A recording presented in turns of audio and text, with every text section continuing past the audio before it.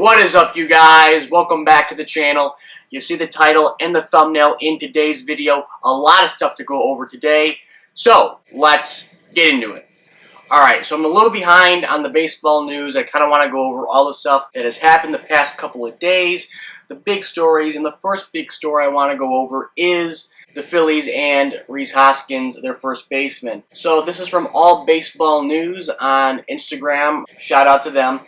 But they post and say, breaking, the Phillies first baseman Rhys Hoskins will undergo abdominal surgery and he will be out for the rest of the season. Here is an article from CBS MLB that elaborates a little bit more on his injury. It says Phillies first baseman Rhys Hoskins returned to the lineup from the injured list on Sunday. Now Thursday, the Phillies put him back on the injured list again with a left groin strain.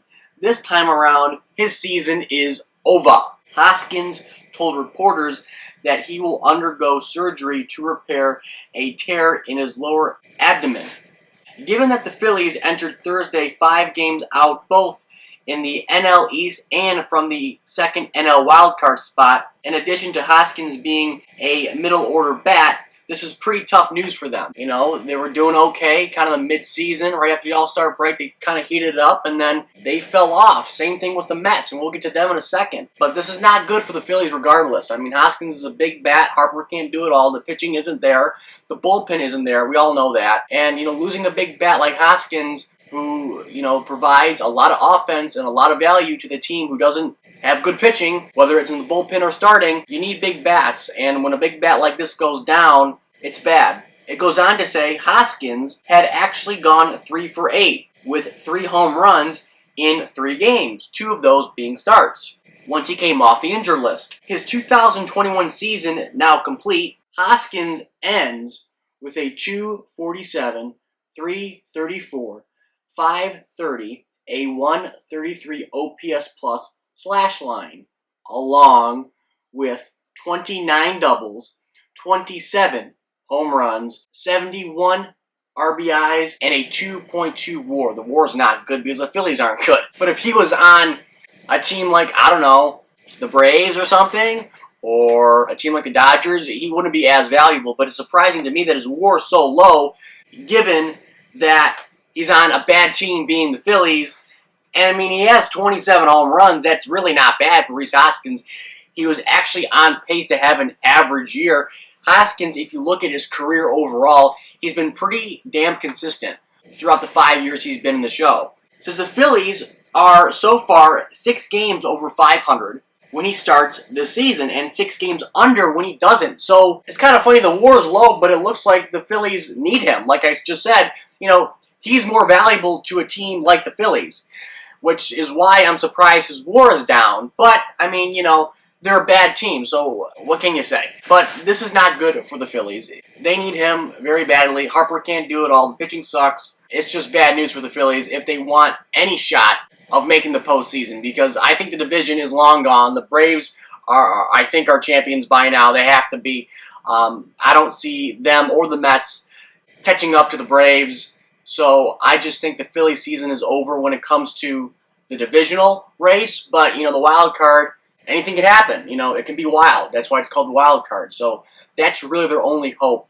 But Hoskins going down doesn't help their chances of making that second wild card spot. That's for damn sure. Now, the only thing that the Phillies have in their favor is their upcoming schedule. The article goes on to say they do, however, have an easy stretch in the schedule coming up.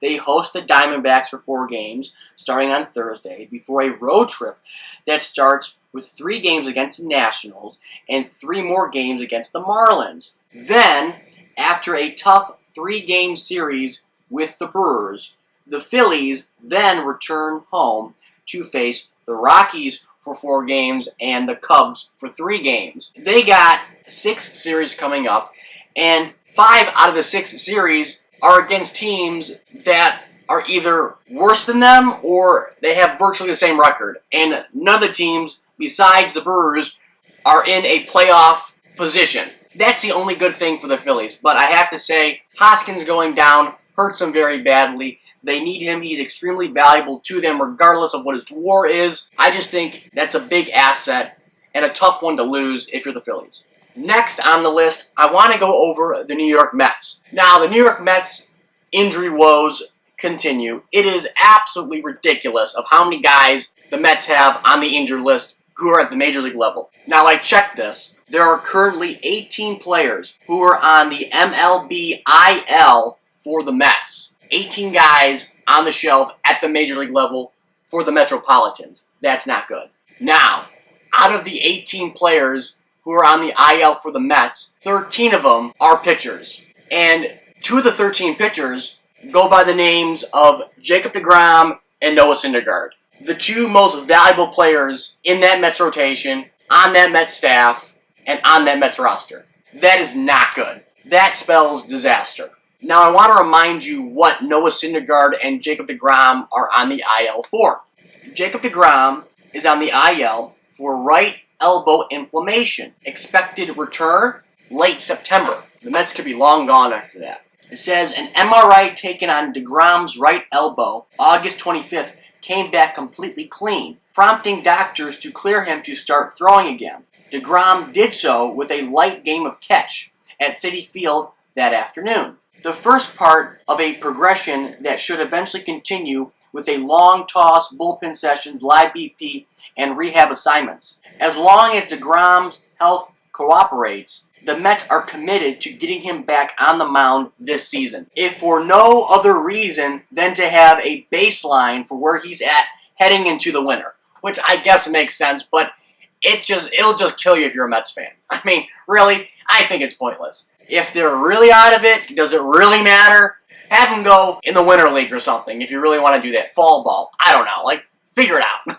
Like, I just don't like that idea. I think it's really stupid. But whatever. The Mets are going to do what the Mets are going to do. And obviously it says the next few weeks will go a long way towards determining if that will be possible, which is true. I mean, we'll see what happens. He has to do all the right things. He has to make sure he's healthy. He has to get through all the workouts in a safe and healthy manner. But I'm telling you, if I'm deGrom, I am not motivated to go back to the Mets. I'm just saying that right now. Now, the next guy is Noah Syndergaard. So he was on the 60-day IL, recovering from Tommy John surgery, obviously, and his expected return is early September, so in the next couple of weeks. So Syndergaard began a minor league rehab assignment August 26th at High A, Brooklyn, allowing 1 run on 1 hit, a home run, in 1 inning against Aberdeen. He is scheduled to pitch another inning plus on August 29th, which is actually today, Sunday, the day I'm filming this, also at Brooklyn, until an undisclosed illness forced him to push back that outing. His timetable is now uncertain. So originally it's early September, but now there's a mystery illness he has. Well, that mystery illness, according to our buddy John Heyman, is COVID-19. He tweets out, being Heyman, Syndergaard has tested positive for COVID, so he will miss his rehab start today. Now, that just sucks if you're the Mets. I mean, hopefully he will recover. I think it won't be that big of a deal, but it's going to suck for the Mets at the fact that, he's going to miss a rehab start, and that just pushes back his timetable for his possible return. And if you're the Mets, you need all the help you can get. I mean, at this point,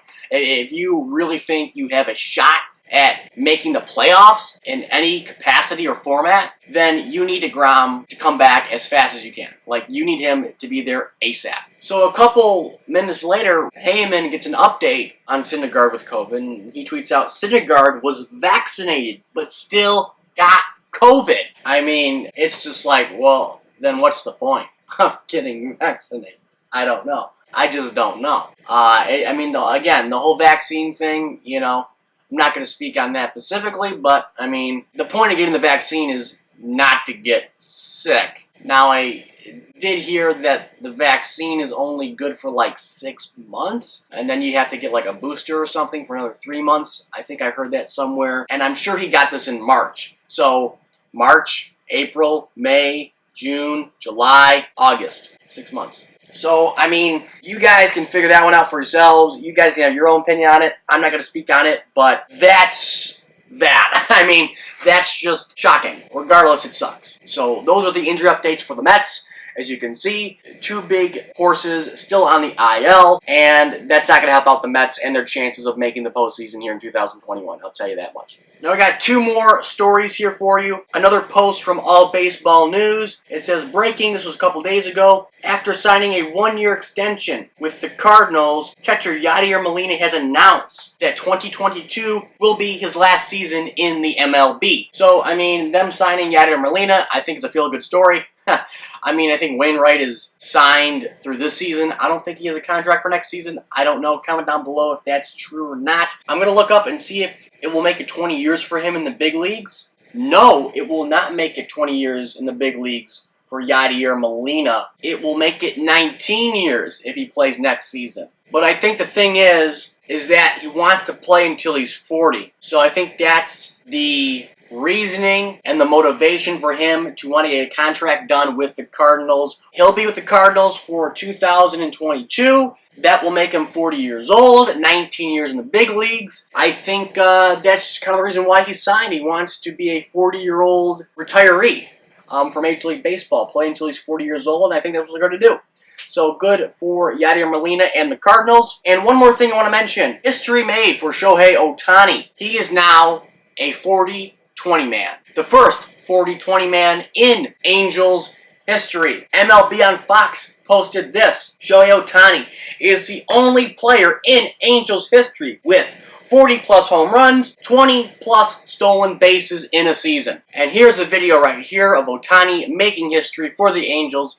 A steal, a second base. Beautiful slide by Ohtani right there. History has been made. Hope you guys enjoyed. Like, comment, and subscribe on the road to 1K. And as always, I'll catch you later.